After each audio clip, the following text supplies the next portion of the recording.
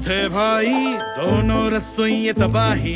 एक के लिए खाना पौष्टिक होना मस्त, दूसरे के लिए टेस्ट होना चाहिए मस्त। कच्ची खानी सलोनी, कच्ची खानी सलोनी, सलोनी कच्ची खानी मस्त मस्त मस्टर्ड, मस्त मस्त मस्टर्ड।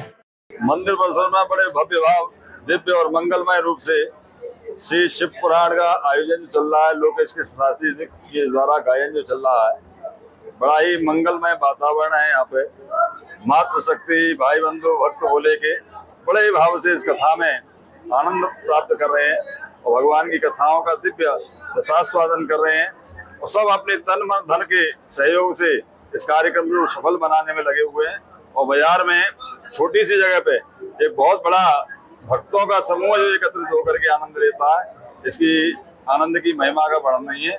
और ऐसे ही कार्यक्रम चलता रहे, यही ठाकुर जी से भोलेनाथ भगवान से कामना करते। शिव पुराण का आयोजन किया जा रहा है, लेकिन सावन महीने में शिव पुराण का क्या महत्व है ये तो परमात्मा ही जाने कि क्या चीज मिलती है हमें शिव पुराण में आके। जो लोग आते हैं उन्हें मालूम है कि क्या मिलता है क्या नहीं मिलता है। हम शिव पुराण में आके बहुत सारी चीजें प्राप्त करते हैं। भगवान की कृपा सबसे बड़ी कृपा है। आज शिव पुराण में माँ पार्वती शंकर का विवाह बताया, उसके बाद गणेश जी और कार्तिकेय भगवान की जन्म दिवस के बारे में बताया, गणेश जी का भोले बाबा के बारे में बताया कि कैसे भगवान को गणेश जी को कैसे उनका सिर काट के दूसरा सिर लगाया गया। रतिराम मंदिर में शिव पुराण का आयोजन हो रहा है और आज आज कार्तिकेय भगवान का गणेश जी का जन्म हुआ है और आज दहेज के बारे में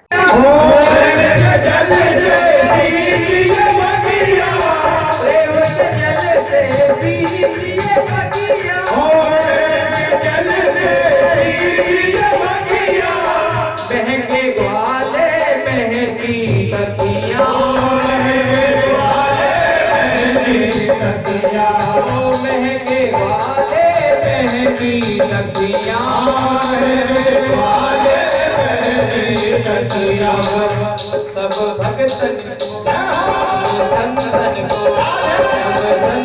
को लागे बड़ी प्यारी मैं चलूंगा आप छयों के साथ। अगर आपको मेरा एक एक भाव चाहिए तो आज कार्तिकेय भगवान ने अपने बल शक्ति से एक मुख के 6 मुख कर दिए। कितने मुख? 6 मुख। और एक एक मुख से एक एक मैया का स्तनपान करने लगी। वे मैया उनको अपने साथ ले गई कहाँ पर? बद्रिका आश्रम। और बद्रिका आश्रम में ले जाकर के आज कार्तिक को लाड दुलार प्यार करने लगी। को निहारा नहीं है अभी मैंने तुमको निहारा नहीं है, अभी मैंने तुमको निहारा नहीं है, अभी मैंने तुमको निहारा। ये शिव महापुराण भगवान सदाशिव की महिमा का एक पावन ग्रंथ है और श्रावण के पावन महीने में कहते हैं कि जिस समय श्रावण का महीना प्रारंभ होता है तो श्रवण नक्षत्र लग जाता है। श्रवण नक्षत्र के लगते ही श्रावण चालू हो जाता है। तो सावन में ज्यादा से ज्यादा भगवान की कथाओं का श्रवण करना चाहिए।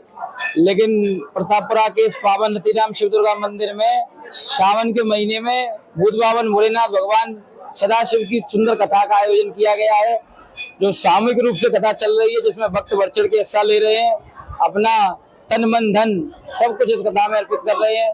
आज की कथा में भगवान सदाशिव के पुत्र कार्तिकेय भगवान और श्री गणेश जी की पावन कथा की महिमा को सुनाया गया। और शिव पुराण में ब्रह्मा जी नारद जी से कहते हैं कि जो भगवान शिव के पुत्रों की जन्म की कथा को सुनता है उसका जीवन धन्य हो जाता है।